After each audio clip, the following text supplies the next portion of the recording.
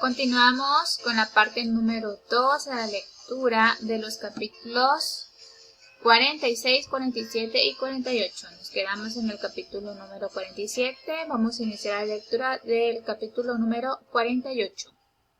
La palabra del Señor dice así. La siguiente lista corresponde a las tribus de Israel junto con el territorio que recibirá cada una. El territorio de Dan está ubicado en el extremo norte. La línea fronteriza sigue la ruta de Etulón hasta Lebo Hamat.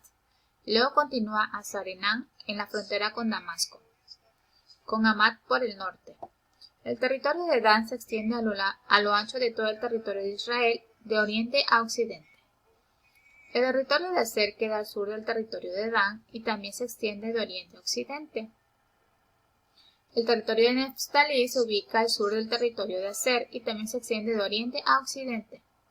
Luego sigue Manasés al sur de Neftalí y su territorio también se extiende de oriente a occidente.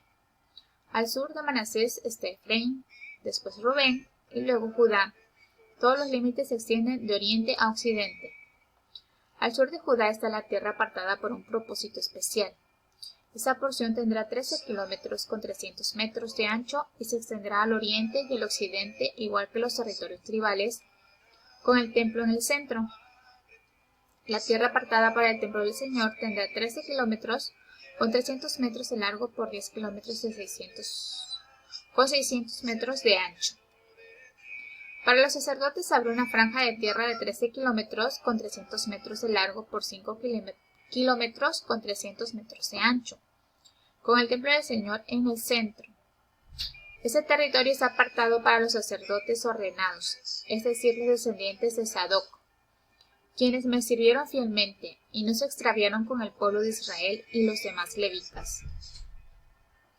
Esa será su porción especial, la tierra más sagrada, cuando se haga la repartición. Junto al territorio de los sacerdotes estará la tierra donde vivían los demás levitas. El terreno asignado a los levitas tendrá la misma dimensión y forma que el terreno que pertenece a los sacerdotes. 13 kilómetros con 300 metros de largo y 5 kilómetros con 300 metros de ancho. Las dos porciones juntas medirán 13 kilómetros con 300 metros de largo por 10 kilómetros con 600 metros de ancho. Ninguna parte de esa tierra especial podrá venderse ni será canjeada ni usada por otras personas, pues pertenece al Señor, es tierra consagrada. Al sur del terreno sagrado del templo, se asignará una franja adicional de tierra, de 13 kilómetros con 300 metros de largo por 2 kilómetros con 650 metros de ancho, para uso público, casas, pastizales y espacios comunes, como una ciudad en el centro. La ciudad medirá 2 kilómetros 400 metros en cada lado, norte, sur, este y oeste.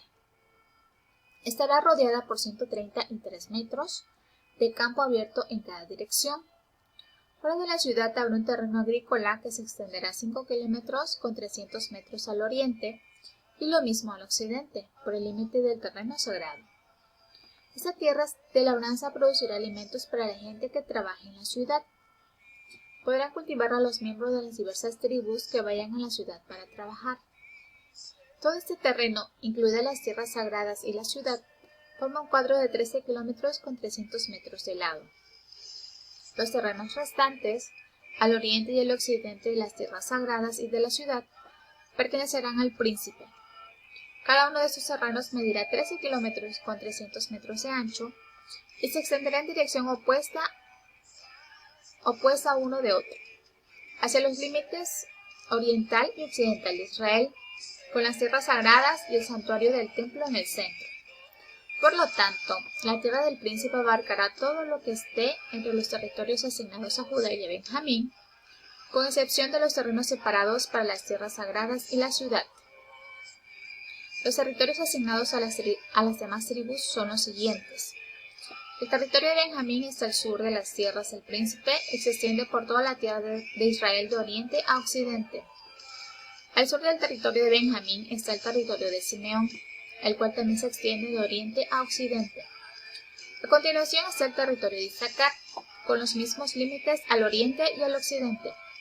Luego sigue el territorio de Zabulón, que atraviesa la tierra de Israel de oriente a occidente. El territorio de Gad está situado al sur de Zabulón, con los mismos límites al oriente y al occidente. La frontera sur de Gad va desde Tamar hasta las aguas de Meriba en Cades, y de allí sigue el arroyo de Egipto hacia el mar Mediterráneo. Estas son las asignaciones que se apartarán como posesión exclusiva de cada tribu. Yo, el Señor soberano, he hablado. Estas serán las salidas de la ciudad. En la muralla norte, cuya extensión es de 2 kilómetros con 400 metros de largo, habrá 3 puertas, y cada una llevará el nombre de una tribu de Israel. La primera llevará el nombre de Rubén, la segunda de Judá y la tercera de Leví. La muralla oriental, que también mide 2 kilómetros con 400 metros de largo, las puertas llevarán el nombre de José, de Benjamín y de Dan. En la muralla sur, también de 2 kilómetros con 400 metros de largo, las puertas llevarán el nombre de Simeón, de Isaacar y de Zabulón. Y en la muralla occidental, también de la misma longitud, las puertas llevarán el nombre de Gad, de Aser y de Neftalí. El perímetro total de la ciudad tendrá una extensión de 9 kilómetros con 600 metros, y desde ese día el nombre de la ciudad será El Señor está allí. Amén. Hemos terminado la lectura de los capítulos 46, 47 y 48. A continuación, les leeré la explicación de este capítulo número 48, el comentario bíblico. Ezequiel 48, del 1 al 35. La tierra se dividiría en 13 porciones paralelas, una por cada tribu, más una santa, que se extendería desde el Jordán o desde el Mar Muerto hasta el Mar Mediterráneo. La división de la tierra muestra que en el reino de Dios hay un lugar para todos los que creen y obedecen al único Dios verdadero. El mar grande es el mar Mediterráneo. El libro de Ezequiel comienza con una descripción de la santidad de Dios, que Israel despreció y pasó por alto. Como resultado, la presencia de Dios abandonó el templo, la ciudad y el pueblo. El libro termina con una visión detallada del nuevo templo, de la nueva ciudad y del nuevo pueblo, todo demostrando la santidad de Dios. Las presiones diarias de la vida pueden persuadirnos para que nos concentremos en el aquí y el ahora, y por lo tanto nos olvidemos de Dios. Por esa razón, la adoración es tan importante. Aparta nuestra mirada de las preocupaciones actuales, nos da una perspectiva de la santidad de Dios y nos permite mirar hacia su reino futuro. La presencia de Dios hace que todo sea glorioso y la adoración nos lleva ante su presencia. Amén. Nuestra mirada puesta en ese reino futuro que nos ofrece el Señor. A continuación les leeré el comentario bíblico del ministerio Aviva Nuestros Corazones. En este día les leeré el comentario de Laura González de Chávez. Amén. Ezequiel 46 al 48. Hoy terminamos el libro de Ezequiel. Terminó justo como inició, con una visión maravillosa de la gloria del Señor.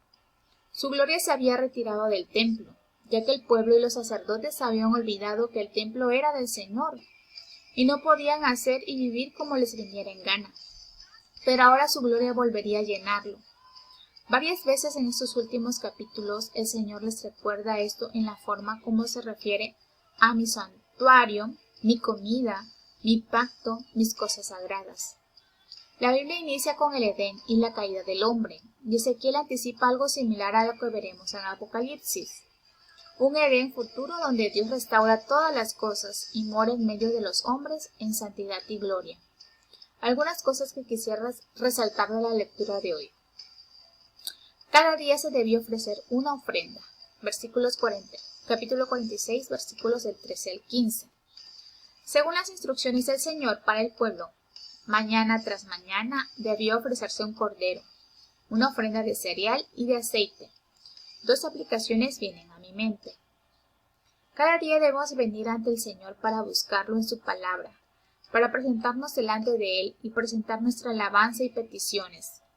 Esto no es algo que solo hacemos cuando necesitamos algo de Dios o cuando estamos en apuros, sino que es una entrega diaria y continua a Él, para recibir de Él nuestra porción del día, para ser dirigidos, alentados y recordados de su misericordia, fidelidad y amor. Aunque este tipo de ofrendas que leemos hoy ya no se hacen, ahora el llamado aún es mayor. Dice la palabra en Romanos 12 que nuestro culto racional es presentar nuestros cuerpos como sacrificio vivo y santo, aceptable a Dios. Cada día debemos consagrar nuestra vida a su señorío y a su servicio. Profundicemos en los caminos de Dios. Capítulo 47, versículos del 1 al 12. Me encanta cómo Ezequiel se adentraba en el río e iba profundizando poco a poco. Esto me recuerda que Dios quiere que entremos en las profundidades de su conocimiento a través de su palabra. No nos quedemos en las orillas.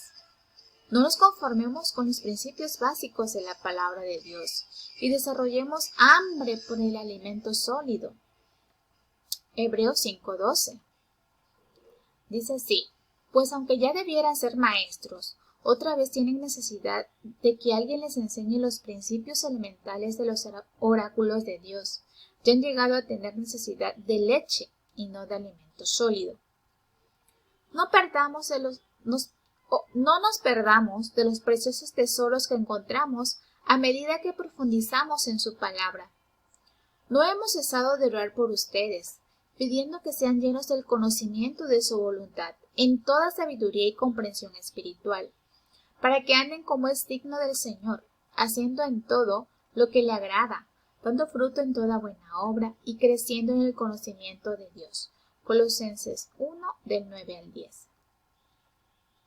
¿Tienes hambre creciente por su palabra y por escudriñarla?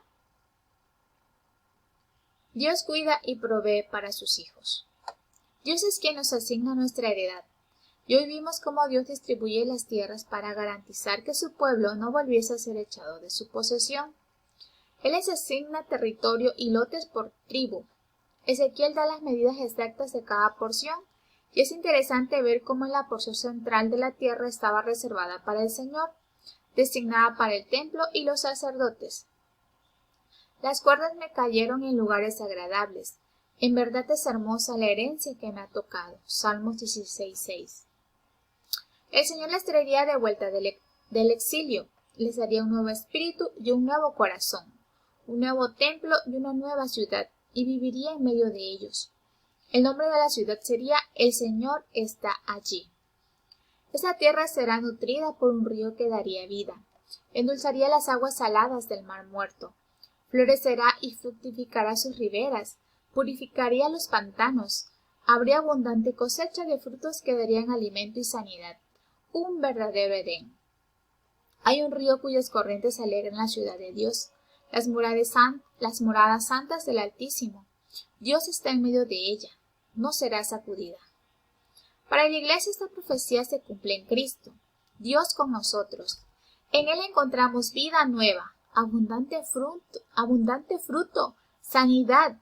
Él endulza las aguas y refresca los desiertos. Él nos da vida nueva.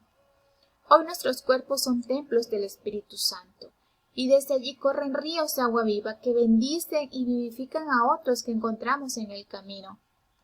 ¿Estás llenas del Espíritu Santo? Este es un mandato en su palabra. Efesios 5:18. Pero debemos alimentarnos continuamente de su palabra, para que eso sea una realidad en nuestras vidas. Recuerden que debemos de consagrar también nuestras vidas al Señor. Como hijos de Dios, estamos llamados a pertenecer a esa nación santa, ese pueblo escogido por Dios, vivir en santidad en medio de toda esta generación que nos ha tocado vivir.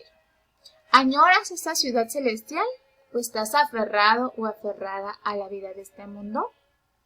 Busquemos cada día y anhelemos esa ciudad celestial donde Él reinará por siempre y estar ahí con Él en nuestro máximo anhelo. Que el Señor les bendiga.